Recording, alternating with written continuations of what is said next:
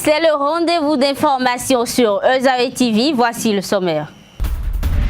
Dantokpa sera délocalisé à Abomey-Calavi, l'une des grandes décisions du dernier Conseil des ministres présidé par le chef de l'État. Nous y reviendrons dans cette édition.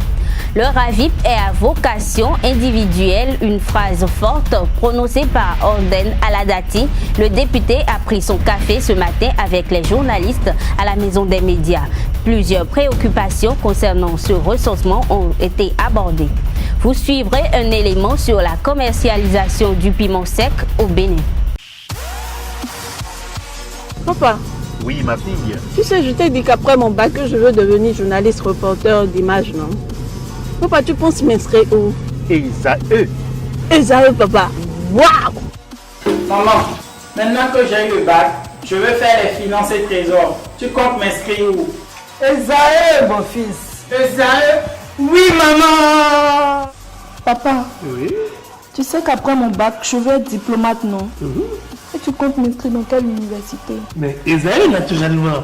Esae?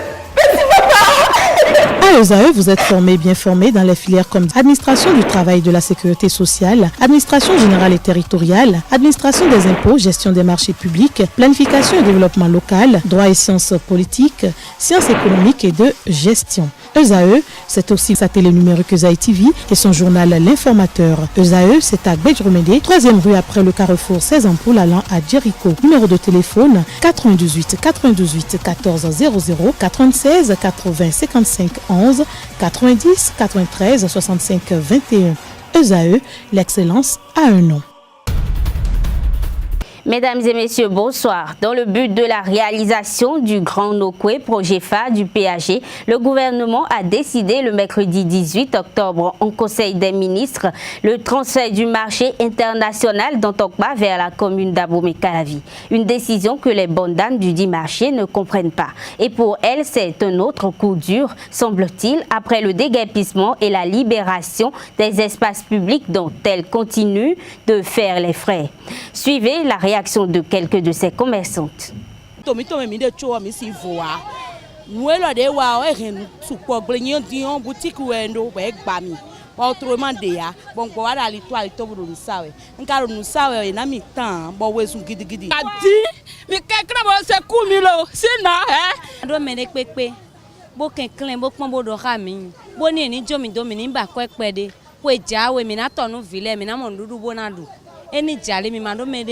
Bon vilain azome vilain era azome ko ero nya edo no edi masa no afita mi na ba kwesi masi jobi pu don sunu sin koji ni pa dan bo jale bo bo mi do fide mi ma do mede nde me mi wa de mi na du de o to gan o ko kan wa bo na do je lo mere pepe uwezun nu ho to nsa na krin yan do azan ton de e mu po no le bo be ozun bo yi ete mi na wa do dunu nde mi na bo do dunu lo ni bo jale me ma o me ni jale bokon vi bokon ba wa do po mi po do ma do he to de pepe nde me mi wa so mi na du na ma ga eta bure we jai ne ma wa so de mi to mi na du so ma ni kenkle me ma wa mo ma ni gbo gboda gbe do ko me ne ni gbo we do veve me na mi ma na yonu e blog mo bo to paran go si fibra je Calavi yo mi na no dakos mi ngba do pe bo fo do si jo school gan e ko ro gbe ton e ko ro gbe cheme on e lo ha mi pon Suivons à présent quelques conducteurs de taxi-moto communément appelés Zémidjan qui ont bien voulu partager leur avis sur cette question de délocalisation de Dantokpa. On va déplacer Dantokpa pour amener ça où? À Papa ou à Hozon là-bas? À Calavi? Je ne sais pas. Ce serait vraiment dangereux de faire ça parce qu'il faut compter le nombre de femmes qu'il y a là. Et on a dit Dantokpa. Ça a un nom significatif. Nous avions notre tradition. Dantokpa. Il faut bien expliquer ça au président. Ils n'ont qu'à bien réfléchir avant de faire ça. Même si c'est pour consulter le phare là, ils n'ont qu'à bien consulter. Et je leur demande d'aller créer un autre marché carrément. De laisser Dantokpa là, d'aller créer un autre marché carrément. Parce que s'ils détruisent Dantokpa, ils vont détruire le pays. Le gouvernement n'est pas réfléchi bien. Quand on voudrait faire quelque chose, on réfléchit avant de faire ça. Pourquoi je dis ça? On dit marché Dantokpa. On ne construit pas un marché. C'est le marché même qui est né. on ne construit pas un marché. Pourquoi je dis ça? On dit dans ton pas. On dit dans ton pas. C'est les aïeux qui ont construit ça. Et même ils voudraient ramasser ça pour pouvoir mener ça à Glo et à Djagbo. Ça, ce n'est pas bon. Et n'a qu'à créer un autre marché à Djagbo. Ça serait un deuxième marché. Ça serait bon. Et ils ont dit qu'il va délocaliser le marché dans ton pas pour amener à Djagbo. Ce n'est pas bon. C'est le cadre de ce pays que je condamne.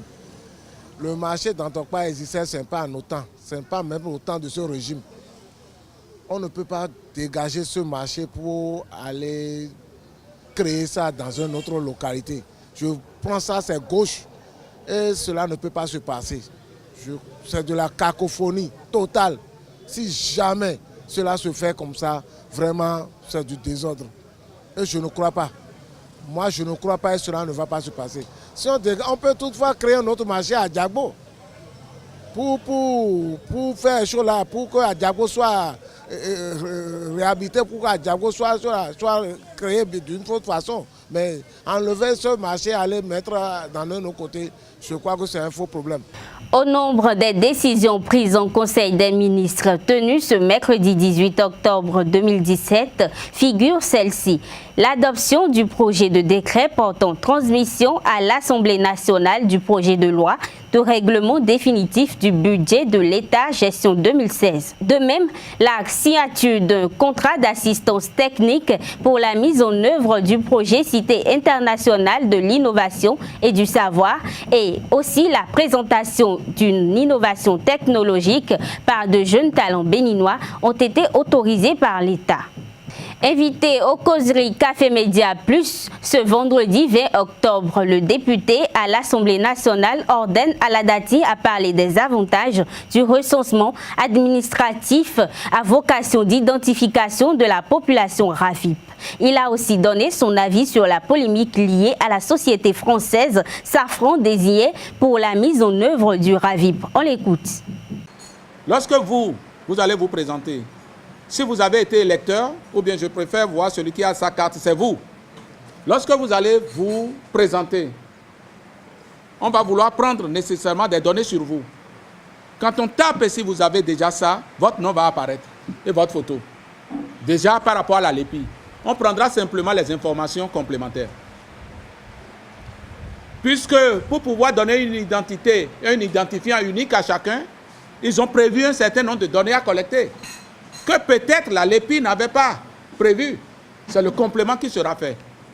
À l'occasion, si vous voulez ajuster des données, c'est le moment de le faire. S'il y a des données mal prises sur vous, c'est le moment de le faire. Ceux qui ne l'ont jamais fait seront appréhendés. Voilà ce qui va se faire, chers amis. Passeport biométrique, ouais, c'est un processus. Mais si ceci-là est bien fait, et qu'à l'issue de ça, on a une carte d'identité biométrique. La carte d'identité, vous savez ce que ça va nous permettre de faire. Aujourd'hui, quand vous voulez faire passeport, on vous demande d'aller jusqu'à la souche et vous faites tout ça là. Quand vous serez cet identifiant unique qui permet de vous appréhender, de voir donc la vérité de qui vous êtes, et qu'à l'issue de cela, vous aurez votre carte d'identité électronique qui sera biométrique naturellement, on ne sera plus obligé de vous renvoyer à la souche. Même pour le casier judiciaire, vous êtes obligé d'aller, il suffit d'interroger une base, on saura que celui-ci a été enfermé déjà une fois ou pas. Puisque les bases seront intégrées. Quand on va prendre la base des prisonniers, dès que vous êtes prisonnier, on vous envoie dans la base et vous êtes fichier. À partir de cet instant, quand on va croiser les bases, on sait qui est qui et on vous dérive le casier judiciaire. C'est une révolution, chers amis. Safran n'est ni membre de l'Agence nationale de traitement, n'est ni membre du comité de pilotage, mais c'est Safran qui nous amène la technologie qui va nous permettre de faire cette opération. En tant qu'opérateur donc technologique, donc c'est des techniciens qui vont dire oui, voilà les paramétrages de mon appareil, voilà ceux-ci qui vont aider à l'utiliser, qui vont former sur l'utilisation du matériel. C'est tout, c'est les experts béninois qui vont faire le travail. C'est tout. Et ils vont travailler pour que la restitution du savoir-faire, donc le transfert de la technologie, puisse suivre en même temps. C'est prévu comme ça. Donc Safran n'est qu'un opérateur technologique. Quand il y a ces matières, les opérateurs technologiques donc, viennent en compétition. Moi, je ne veux pas rentrer dans ce débat de marché. C'est tout. Je ne veux pas rentrer dans ce débat de marché. J'ai besoin de faire un outil, j'ai besoin de la technologie que je n'ai pas. Il y a plein de maisons au monde qui savent le faire. Je regarde dans toutes ces maisons, je vais voir ce qui m'arrange par rapport à ce que j'ai envie de faire et puis je passe. Basta. On polémique trop.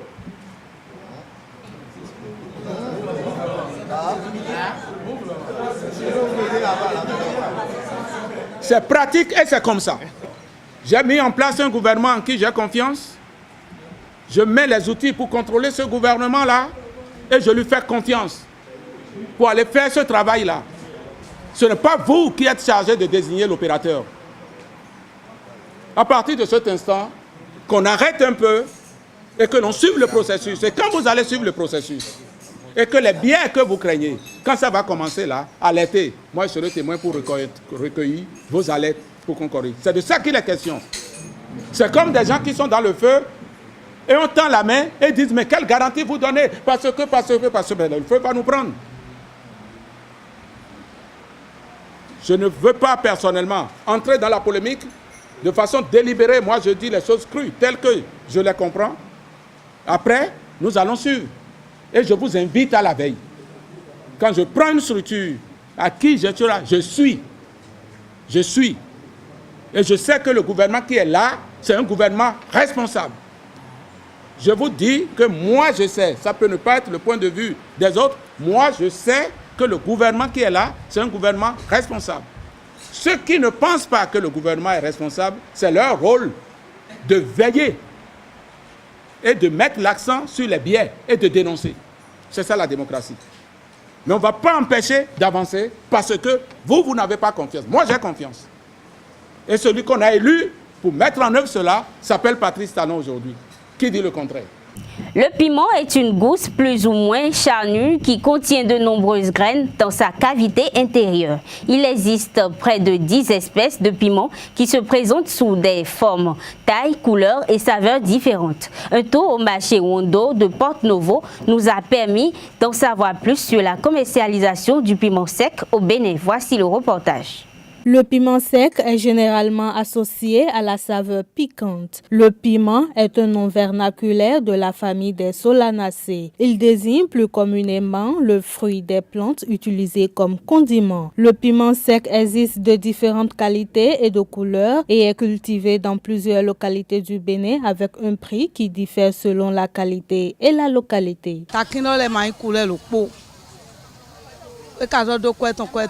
Daí, 1900, délai tient clopo, délai 600, à modin, 1900, 300, quoi matin. Il me regarde dans 300, il y a un ça. Il y a 400, il y a ça. Le clopo, de quoi est-on? A Joseph Flin, Ghana Flin, au Manavito Flin, Takino les mains coulées le pot. Le cas de quoi est-on? Ici au marché Wondo à Porte-Novo, le coût du piment est à la baisse, ce qui fait que les revendeuses sont confrontées à de multiples problèmes et les bonnes dames sont obligées de liquider le produit.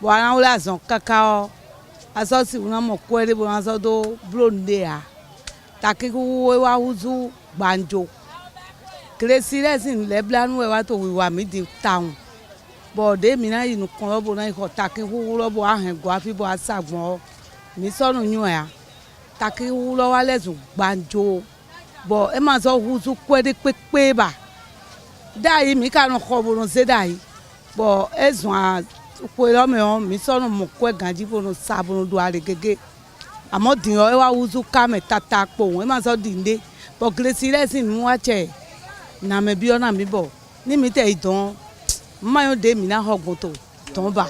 Toutefois, ces revendeuses lancent un cri d'appel à l'endroit des autorités pour la bonne marche de leur activité car le piment demeure un condiment essentiel dans la préparation des mets. Les campagnes électorales pour le compte des élections rectorales se poursuivent à l'université d'Abomey-Calavi. Dans l'après-midi de ce vendredi, les enseignants et les étudiants de la Flash ont reçu les candidats de la liste Excellence.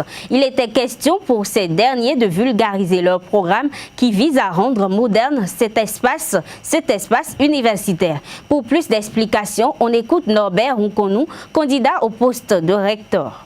Un tas d'actions pour favoriser l'exécution du système LMD seront mises en exécution. Parmi ces actions, d'abord, sur le plan social, il y aura une réduction drastique du train de vie du rectorat. Nous allons éduquer par l'expérience. Les véhicules des recteurs seront achetés par eux-mêmes. Ce n'est pas de la démagogie. L'université va mettre à leur disposition des véhicules, mais ils vont payer à petits coûts. Lorsque vous investissez dans votre moyen de transport, vous en prenez soin. Il n'y a que dans nos pays, à faible moyen, à faible ressources, que nous nous permettons certains luxes exagérés. Il faut démystifier la fonction du recteur. Les voyages de recteur ne seront plus des voyages isolés d'une seule personnalité. Ce sera des voyages en équipe avec les responsables d'entités ou leurs représentants. Pour que, lorsque le recteur, avec son homologue ou les présidents d'université, seraient en train de signer des accords cadres, les chefs d'entité aillent dans les entités, voir avec leurs homologues les actions concrètes qu'ils pourront mettre en œuvre avec eux et signer les avenants. Mes chers amis, les universités modernes fonctionnent de cette manière-là. Il faut qu'on en finisse. Vous me direz qu'il va mettre tout le budget du rectorat à cette fin. Je vous dis non. Nous ne dépenserons pas plus que nous le faisons aujourd'hui.